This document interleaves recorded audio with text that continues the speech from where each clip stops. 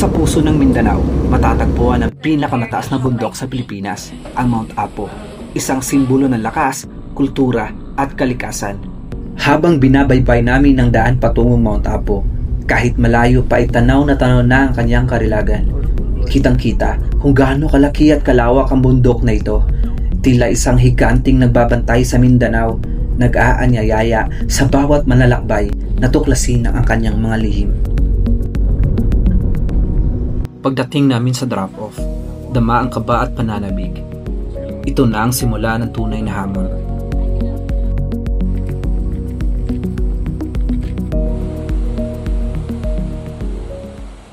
Habang nilalakad namin ang daan, bawat hakbang ay nagbubukas ng bagong tanawin na nakakamangha.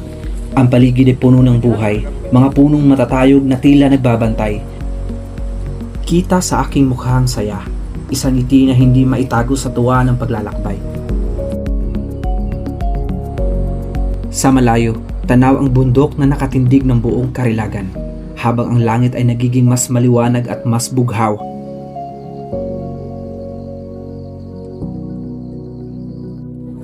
Sa aming paglalakad, nadaanan namin ng isang taniman na tila sumasalubong sa bawat manlalakbay.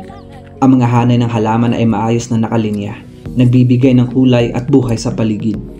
Dito ay damanan namin ang pagod. Kaya't nagpasya muna kami magpahinga, nakaupo sa gilid ng daan habang pinagmamasdan ang paligid. At nang muli kami nagsimulang maglakad, hindi naalintana ang pagod na aming nararamdaman. Bawat hakbang ay tila nagiging magaan dahil napapawi ito ng kagandahan ng paligid. Bawat isa sa amin ay may dalang bag na halos kasilaki ng aming katawan, tumitimbang na higit kumulang 15 kilo sa bawat hakbang. Ramdam ang mga bigat na nakasandal sa aming balikat. Kapag pagod na, huminto muna kami upang magpahinga. Sa ilalim ng lilim na mga puno, sabay kami nagbahagi ng mga kwento at kaunting biro. Sa aming paglalakad, nagmistula kaming isang tren, magkakasunod, magkadikit at sabay-sabay na tinatahak ang mabato at maputik na daan. Bawat isa ay nakatuon sa hakbang ng nasa unahan at ang ritmo ng aming paggalaw ay tila isang musika na nakikipagsapalaran. Ramdam ang ginaw ng hangin na tila dumadaloy sa aming mga buto. Kahit walang ulan, mababasa ka dahil sa hamog na bumabalot sa paligid, parang manipis na ulat na yumayakap sa amin habang patuloy na naglalakad. Sa aming paglalakad, tila napadpad kami sa isang lugar na hindi na bahagi ng mundong aming nakasanayan.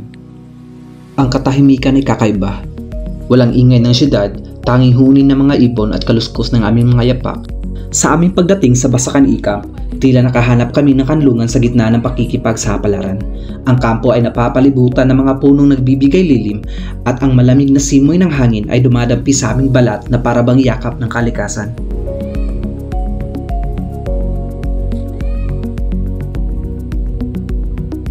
Sa oras na ito, ramdam na namin ang pagod at sakit ng katawan. Ngunit lahat ng iyon ay unti-unting naglalaho, sapagkat nakakalimutan namin ang pagod dahil sa ganda ng nakikita ng aming mga mata. Nang makarating kami sa bugaanan, tila isang gatimpala ang aming natagpuan. Matapos ang mahabang oras na paglalakad, ang lugar ay napapalibutan ng luntiang kagubatan at ang malamig na simoy ng hangin ay agad na nagbibigay ginhawa sa aming mga pagod na katawan. Sa oras na ito, unti-unti nang bumubuhos ang malamig na butil ng ulan. Sa wakas, dumating na kami sa Tinikaran Campsite matapos ang mahabang oras na paglalakad.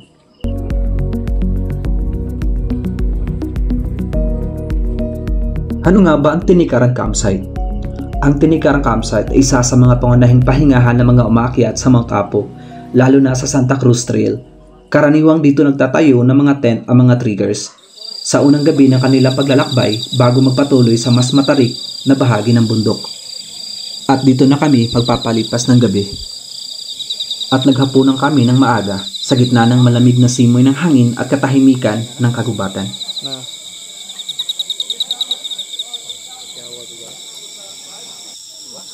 At natulog kami ng maaga sapagkat alas 12 ng hating gabi ay muling gigising upang simulan ang paglalakad.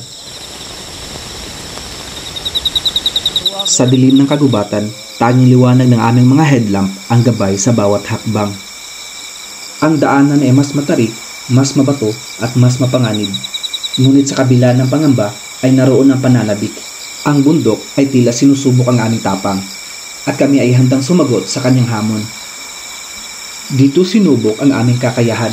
Sa daan patungo sa Tinikarang Campsite 2, mga punong natumba ang humarang sa aming daraanan.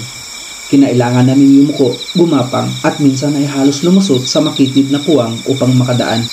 Daming kagat ng langgam sa aming balat habang kami ay naglalakad at gumagapang sa ilalim ng mga natumbang puno. Dinig ang mabibigat na paghinga.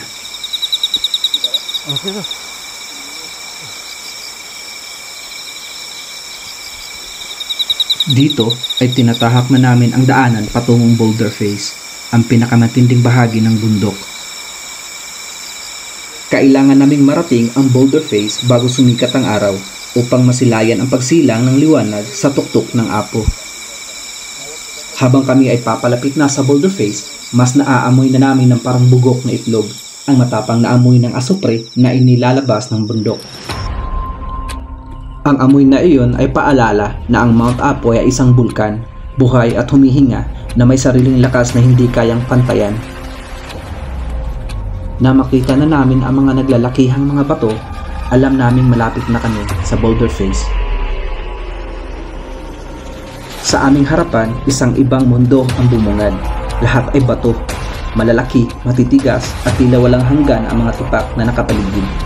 Ang bawat hakbang ay mas mabigat, ang bawat paghinga ay mas maingay. Habang kami ay patuloy na umaakyat, unti-unti namang lumalabas ang inang araw. Sa paglabas ng inang araw, unti-unting nababalot ng gintong liwanag ang mga bato. Sa sandaling ito, ang mundo ay naging isang obra maestra at ako, isang saksi lamang sa hiwaga ng kalikasan. Tignan niyo sa kuha ng aking kamera. Tiyak na mamamangha kayo sa tanawin. Ngunit iba ang hatid kapag sariling mata ang tumitig.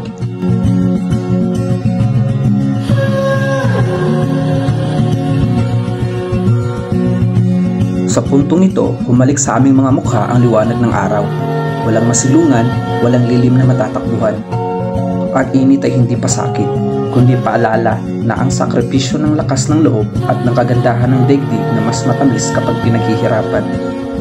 Sa bawat direksyon na iyong tignan, may mga usok na marahang lumalabas sa mga bato. Ang mga bato ay nagiging pintuan ng kalikasan.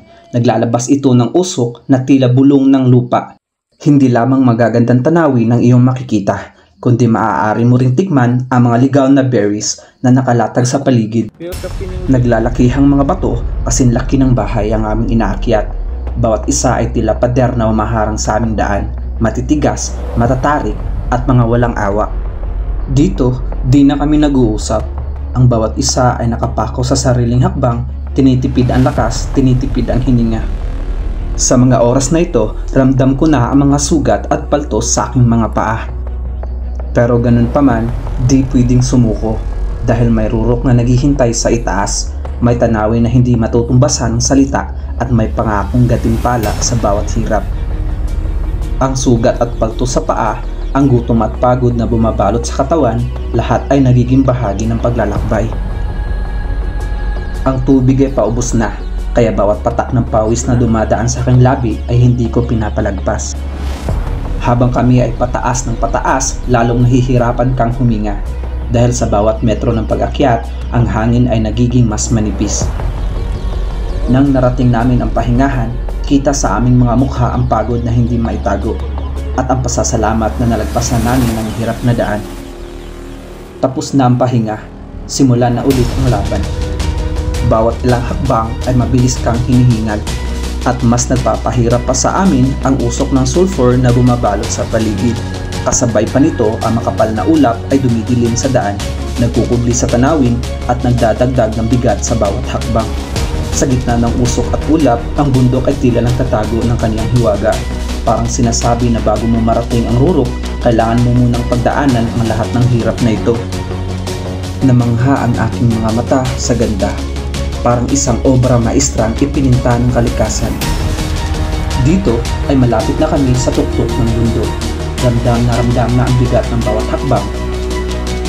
At dito rin, unti-unti nang sumusuko ang aming mga katawan. At dito, narating namin ang crater ng bundok, ang Mount Apo Crater, isang malawak at kamanyamanhang anyong lupa na patunay na makapangyarihang bulkan na minsang bumago sa mundong ito. Sa wakas, narating namin ang tuktok ng bundok, ang pinakamataas na punto ng Pilipinas, ang summit ng Mount Apo. Dito namin naramdaman na lahat ng sakit ng katawan, pagod, ginaw at hirap ng pag-akyat, unti-unting napalitan ng saya at pagkamangha. Pagkatapos ng kasiyahan sa tuktok, kami ay pababa na, dahan-dahang naghahanap ng lugar kung saan makakapagluto ng tanghalian. Sa likod ng isang malaking bato, natagpuan namin ang aming pansamantalang kusina at tirahan. Dito namin inihanda ang aming tanghalian. Isang simpleng lugar, ngunit puno ng ginhawa pagkatapos ng mahaba at nakakapagod na pag-akyat.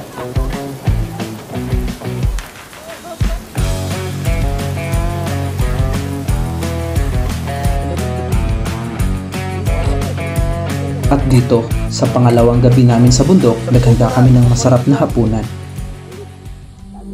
Paggising namin sa umaga, bumungaw sa amin ang ganda ng Mount Apo.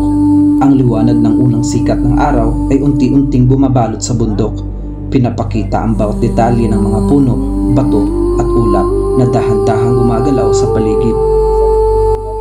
At dito, naghanda kami ng agahan. Ito ang sandali ng paghanda, hindi lang sa pagkain, kundi sa isip at katawan upang handa kaming harapin ang susunod na bahagi ng aming paglalakbay, ang pag-uwi mula sa tuktok ng Mount Apo.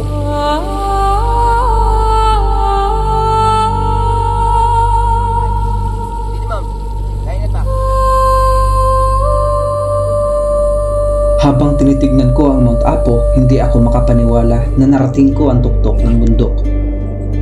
Dito, nagsimula na kaming bumaba ng bundok. Ang bawat hakbang pababa ay may halong pagod at kasiyahan. Ang mga punong matatayog at matitibay ay parang tahimik na bantay ng bundok.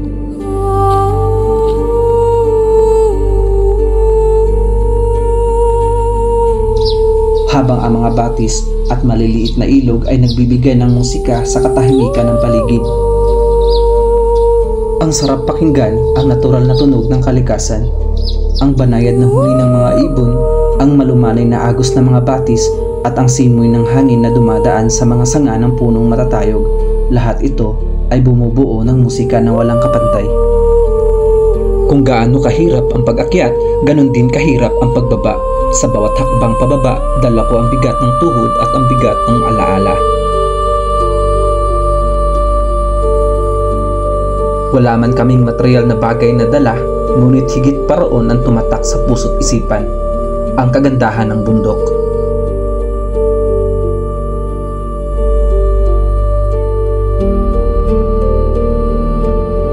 At sa aming huling sulyap habang pababa kami ng bundok, tumatak sa aming isipan ang larawan ng mga taong patuloy na lumalaban, nagtatanim at nag-aalaga ng lupa. Sa kanilang simpleng pamumuhay, natutunan namin ang isang napakahalagang aral. Ang kalikasan ay hindi lamang bahagi ng ating mundo, ito ang ating buhay. At sa bawat hakbang namin palayo sa kabundukan, ramdam namin na ang tunay na kayamanan ay hindi nasusukat sa yaman o kagamitan, kundi sa malinis na hangin, masaganang lupa at taong patuloy na nagtatanim ng pag-asa. Ito ang kwento ng tao at kalikasan, isang ugnayang dapat itaguyod, protektahan at ipagmalaki. At dito nagtatapos ang aming paglalakbay, ngunit nagsisimula ang mas mahalagang misyon, ang pangalagaan ang mundong tahanan.